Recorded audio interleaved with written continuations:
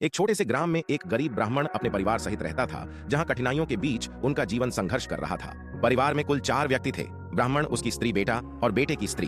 ब्राह्मण अध्यापन कार्य करता था और बालकों को पढ़ाने से उसे थोड़ी बहुत आमदनी हो जाती थी। एक बार लगातार 3 वर्ष तक मेह न बरसा, जिससे बड़ा भारी अकाल पड़ गया। लोग भूख के मारे प्राण त्यागने लगे और ऐसी दशा में वह ब्राह्मण परिवार भी बड़ा कष्ट सहन करने लगा। कई दिन बाद आधे पेट भोजन की व्यवस्था बड़ी कठिनाई से हो पाती। वे बेचारे सब के सब सूख कर कांटा होने लगे। एक बार कई दिन उपवास करने के बाद कहीं से थोड़ा सा जौ का आटा मिला, जिसकी परवाह किए बिना उन लोगों ने उसे अपने भोजन में शामिल करने का निर्णय लिया। उसकी 4 रोटी बनी और चारों प्राणी एक एक रोटी बांटकर खाने को बैठने ही जाते थे कि इतने में दरवाजे पर एक अतिथि आकर खड़ा हो गया। ब्राह्मण ने अतिथि का स्वागत किया और उसे बैठने को कहा, यह जानते हुए कि उनका भोजन सीमित है। अतिथि को देखकर आदरपूर्वक कहा, पधारिए भगवान, भोजन कीजिए। अतिथि ने 2-4 ग्रास खाने के बाद कहा, भले आदमी, मैं 10 दिन का भूखा हूँ, इस एक रोटी से तो कुछ नहीं हुआ, उलटी भूख और अधिक बढ़ गई। ब्राह्मण पत्नी ने अतिथि की बात सुनकर अपनी थाली उसके आगे रख दी और भोजन करने का निवेदन किया। अतिथि ने वह भोजन भी खा लिया, पर उसकी भूख न बुझी। तब ब्राह्मण पुत्र ने अपना भाग उसे दिया। इस पर भी अतिथि को संतोष न हुआ तो पुत्र वधू ने अपनी रोटी उसे दे दी। चारों की रोटी खाकर अतिथि की भूख बुझी और वह प्रसन्न होता हुआ चलता बना। उसी रात को भूख की पीड़ा से व्यथित होकर वह परिवार मर गया।